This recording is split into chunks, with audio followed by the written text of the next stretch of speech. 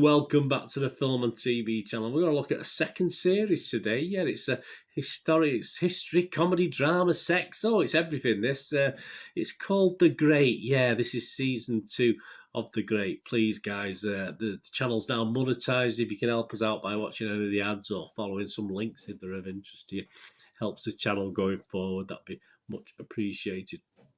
Yeah, they're great. I did enjoy the first series of this season of this. I think, I had a quick look back at my review from last year. I'd actually give it 8 out of 10, which is quite high for me. And obviously, I'll stick with it because obviously I've always been quite mean on scores, so I can't foresee that I give this any special what's the word, privilege, if you like. Yeah, The Great, an occasionally true story, and later as The Great and almost entirely untrue story. So there you go, yeah, because it is getting a bit more far-fetched as it goes along, which as it is, it's a parody, it's a Mickey take. 10 more episodes, this is from Hulu. The first season was 10, another 10 from Hulu.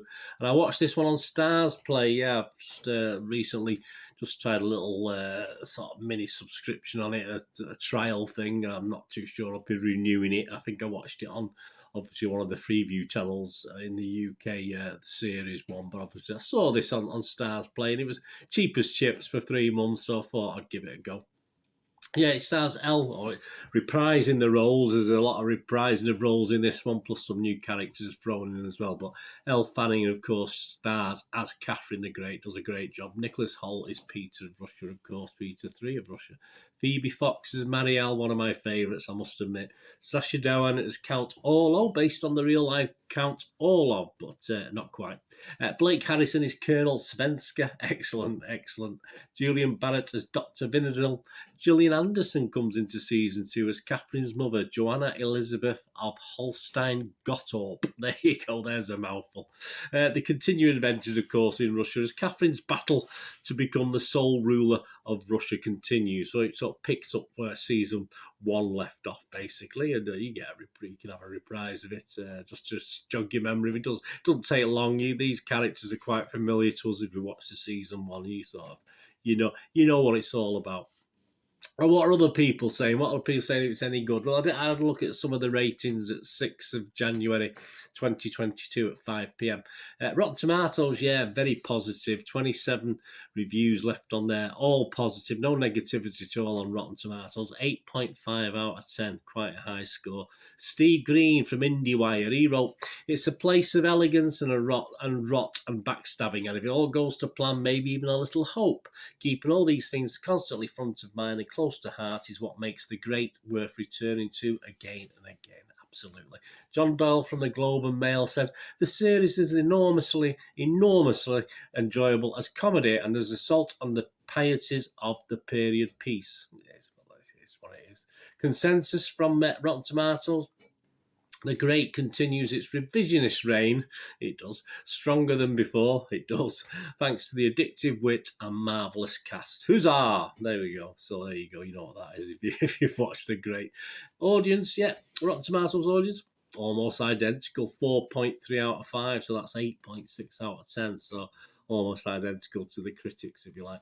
Internet Movie Database, yeah, overall The Great gets just over 8 out of 10, but obviously there's no actually split between Series 1 and Series 2.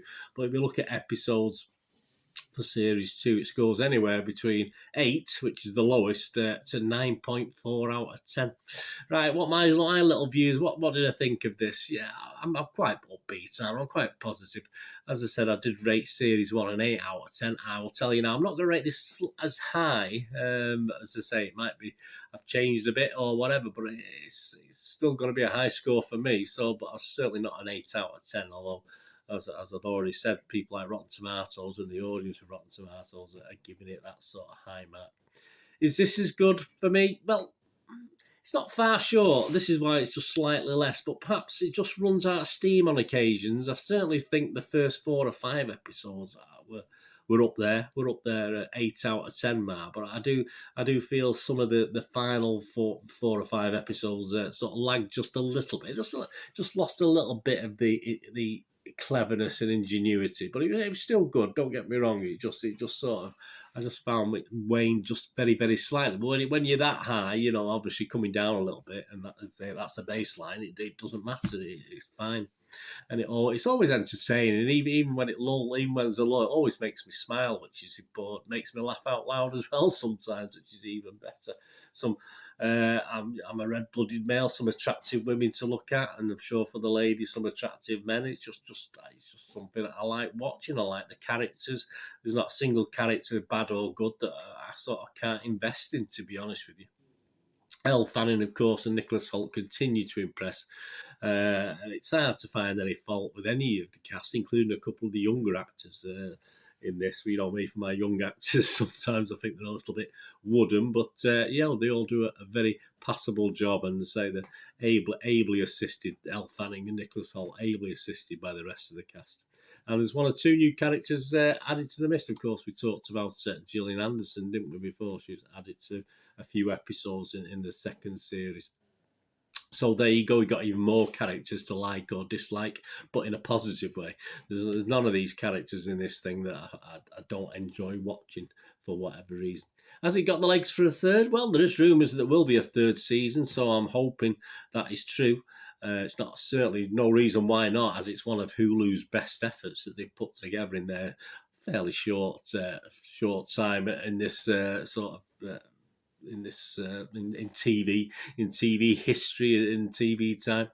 If you like season one, then don't miss it. If you've not watched this yet, please hurry up and watch this. If you like season one, if you didn't like season one and you turned it off, don't. This is absolutely no different, as I say. The actual dramatic license is pushed to the very edge in this one. There's probably a little bit less dramatic license, even though that was pushing it for the first season. But certainly the second season, it gets even more unbelievable. We'll just enjoy it for what it is, just a bit of fun. So as I said, my score for this year, I'm going to go 7.5 out of 10. So I've just dropped it a little bit, but as I only because I just thought it sort of hit a bit of just a slight, as I say, we got from a high level, just a little bit dip. 7.5 out of 10. Great series. Really enjoyed it. Binge watched it over 2 days. Absolutely brilliant. Anyway, let me know what you think, guys.